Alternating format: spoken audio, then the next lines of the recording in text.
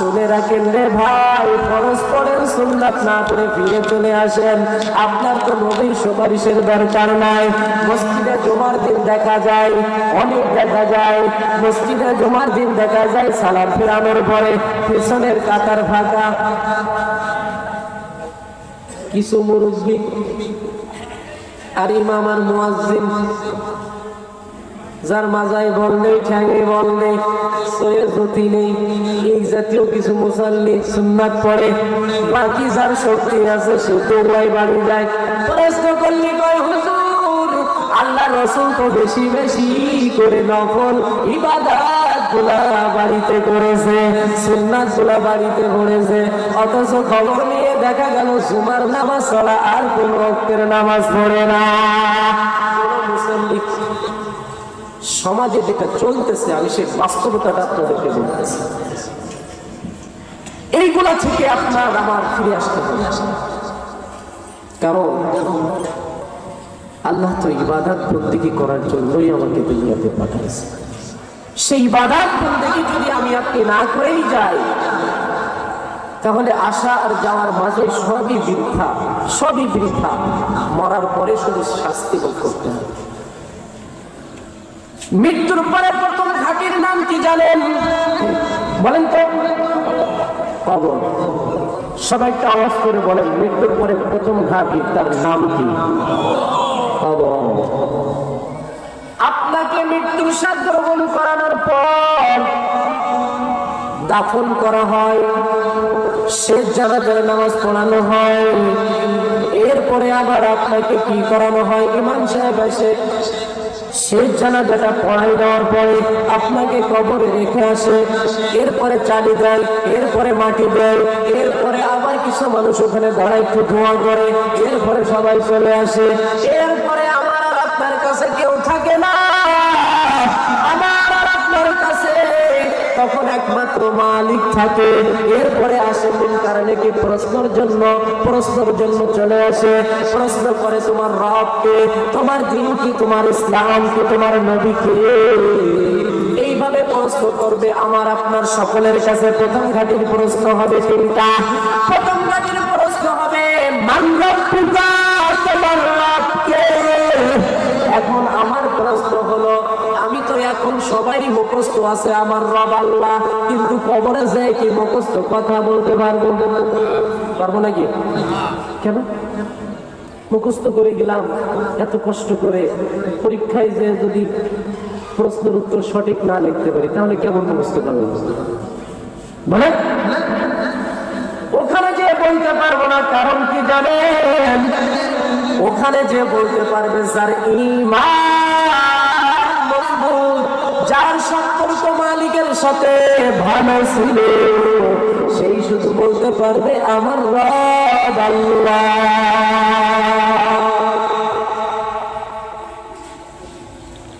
নবীর সাথে যার সম্পর্ক ভালো ছিল, নবীর সুন্নাত মোতাবেক যে জীবন পরিচালনা করেছে, সে শুধু বলতে পারবে আমার নবী মুহাম্মদুর রাসূলুল্লাহ সাল্লাল্লাহু আলাইহি ওয়াসাল্লাম, যে ইসলামের জন্য, দ্বীনের জন্য, ঈমানের জন্য দুনিয়াতে কাজ করেছে, দ্বীনের জন্য, সে শুধু বলতে পারবে আমার দ্বীন ইসলাম। প্রথম ঘাটিতে প্রথম প্রশ্নের জবাব যদি দিতে পারি তাহলে বাকিগুলা সব সহজ। আর প্রথম প্রশ্নে যদি জবাব না দিতে পারি বাকি ঘাটিগুলা সব কঠিন। এই কবরের চিন্তা ভাই মাথার ভিতরে ঢুকান, এই কবরের চিন্তা মুরব্বী মাথার ভিতরে ঢুকান। আজ থেকে চিন্তা করেন এই কবরের থেকে পানা কেউ পাই নাই, আমি আপনিও কেউ পাবো না। এই কবরে সকলকেই যেতে হবে। চিন্তা করে দেখো না কবরে কি যাইবা না, চিন্তা করে দেখো না কবরে কি যাইবা না। যে কবরে আল্লাহ ছাড়া বন্ধু কেহ থাকবে না, যে কবরে আল্লাহ ছাড়া বন্ধু কেহ থাকবে না। চিন্তা করে দেখো না কবরে কি যাইবা না, চিন্তা করে দেখো না, কবরে কি যাইবা না। দিলে ভরা অহংকার, চিনো না খোদার ভার, দিলে ভরা অহংকার, চিনো না খোদার ভার। মরণের লাগিয়া কি তোর মোটের মায়া লাগে না, চিন্তা করে দেখো না, কবরে কি যাইবা না, অবশেষের ঠিকানা শুধুই মাটির বিছানা। আমার আপনার শেষ ঠিকানা, শেষ বিছানা কবর। এই কবরের চিন্তা বেশি বেশি ঢুকান। আল্লাহ রাসূল বলেন, কালান নবী সাল্লাল্লাহু আলাইহি ওয়াসাল্লাম, আকসিরু যিকরাহা বিলাদাতিল মাউত। মৃত্যুর কথা অধিক পরিমাণে স্মরণ করো বান্দা। যদি মৃত্যুর কথা স্মরণ করতে পারো, তাহলে দুনিয়ার মহব্বত তোমার থেকে বিদায় হয়ে যাবে, আখিরাতের মহব্বত অন্তরের ভিতরে ঢুকে যাবে। কিসের কথা বলে? কিসের কথা? মৃত্যুর কথা। আপনি পরিবর্তন হয়ে যাবেন আপনার ভিতরে যদি মৃত্যুর কথা থাকে। স্মরণ, আপনার ভিতরে যদি আল্লাহর ভয় আর 2 নম্বর মৃত্যুর কথা আপনার ভিতরে যদি থাকে, তাহলে আপনার দ্বারা কখনো কোনো সময় কোনোদিন কোনোভাবে ছোট গুনাহ করা সম্ভব হবে না। কারণ যার দিলের ভিতরে আল্লাহর ভয় আছে, সে কখনো গুনাহের কাজ করতে পারে না। গুনাহের কাজ করতে গেলেই ভাবে যে আল্লাহ আমাকে দেখতেছে। কে দেখতেছে বলে? আর যার দিলের ভিতরে মালিকের ভয় থাকে, যার দিলের ভিতরে মালিকের ভয় থাকে, সে কখনো মিথ্যা কথা বলবে না। যার দিলের ভিতরে মালিকের ভয় থাকে, সে কখনো জিনাহের গুনাহ করবে না। যার দিলের ভিতরে মালিকের ভয় থাকে, সে কখনো কোরআন বিরোধিতা কথা বলবে না। যার দিলের ভিতরে মালিকের ভয় থাকে, সে কখনো মাহফিলের বিরোধিতা করবে না। যার দিলের ভিতরে মালিকের ভয় থাকে, সে কখনো মসজিদ মাদ্রাসার বিরোধিতা করবে না। যার দিলের ভিতরে মালিকের ভয় থাকবে, সে কখনো উলামায়ে কেরামদের বিরোধিতা করবে না। যার দিলের ভিতরে মালিকের ভয় থাকবে, সে কখনো কোনদিন সুদের ঘুষের টাকা খাবে না। শর্ত হলো মালিকের ভয়। শর্ত কি ভাই? মালিকের ভয়। মালিকের ভয় আপনি অন্তরের ভিতরে পয়দা করেন।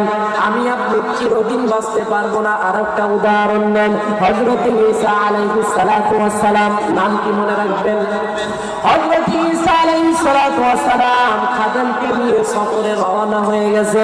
3টা রুটির সাথে নেছে। কয়টা রুটি? 3টা রুটি নিয়ে রওনা হয়ে গেছে। পথে হঠাৎ খাদেম একটা রুটি খেয়ে ফেলাইছে। কে? খাদেম একটা রুটি খেয়ে ফেলাইছে। আছে কয়টা? 2টা। চলতেছে চলতেছে চলতেছে, হঠাৎ করে ঈসা আলাইহিস সালাতু ওয়াস সালামের ক্ষুধা লেগে গেছে। কি লাগছে? ক্ষুধা লেগে গেছে। খাদেমকে বলতেছে, খাদেম আমার খাবার দাও, আমার ক্ষুধা লেগে গেছে। খাদেমকে বলার সাথে সাথে খাদেম খাবার উপস্থিত করছে, সামনে উপস্থিত করছে। করার পরে খাদেম যে বলতেছে, ঈসা আলাইহিস সালাতু ওয়াস সালাম, আমি তো বাড়ি থেকে 3টা রুটি তোমার কাছে দিয়েছিলাম, 2টা কেন আর একটা কে খালো? আর একটা কে খাইল? খাদেম তো নিজেই খেয়েছে, কিন্তু ঈসা আলাইহিস সালাতু ওয়াস সালামের প্রশ্নের জবাবে সে মিথ্যা কথা বলেছে। মিথ্যা কথা বলেছে। কেমন মিথ্যা কথা বলেছে? এমন একটা ঘাট মিথ্যা কথা। আপনার রুটি একটা কে খেয়েছে আমি জানি না, আমি খাই নাই, আমি জানিও না কে খেয়েছে। একটা মিথ্যা কথা। ঈসা আলাইহিস সালাতু ওয়াস সালাম এই কথাটা শোনার পরে 2টা রুটি খাইয়া পানি পান করে সামনে আগায় উঠেছে সফরের রওনা পথের দিকে। চলতে চলতে হঠাৎ করে একটা নদী বেঁধে যায়, নৌকার ব্যবস্থা নাই, পার হওয়ার জন্য কোনো ব্যবস্থা নাই। আল্লাহর কাছে সাহায্য চেয়েছে, আল্লাহ আমি তো এই নদী পার হয়ে ওপারে যাব, ব্যবস্থা নাই, আপনি ব্যবস্থা করে দেন। আল্লাহর হুকুমে গাছ তক্তা হয়ে নৌকা হয়ে ঈসা আলাইহিস সালাম খাদেমকে নিয়ে ওই নৌকায় নদী পার হয়ে ওপারে চলে গেছে। যাওয়ার পরে ঈসা আলাইহিস সালাম খাদেমকে বলতেছে, খাদেম যে নদীর ভিতরে কোনো নৌকা নাই, যে মালিক নৌকার ব্যবস্থা করে দিল ওই মালিকের কসম খেয়ে বলো রুটিটা কে খেয়েছে? আবারও খাদেম মিথ্যা কথা কয়, আমি জানি না। কি বলে? আমি জানি না কে খাইছে। খাদেমকে নিয়ে আরো সামনের দিকে রওনা, চলো সামনে দেখি কে খাইছে, সত্যদের করেই ছাড়বো।